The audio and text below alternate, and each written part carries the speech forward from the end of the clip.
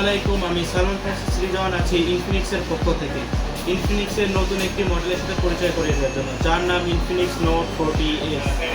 মাত্র 26,999 টাকায় পাচ্ছেন অলরাউন্ডার 2.0 ফাস্ট চার্জার এবং 3D curve display, 3D curve AMOLED display এবং 120 হার্জ রিফ্রেশ রেট এবং প্রোটেকশনে থাকছে কর্নিং গরিলা গ্লাস 5-এর প্রোটেকশন।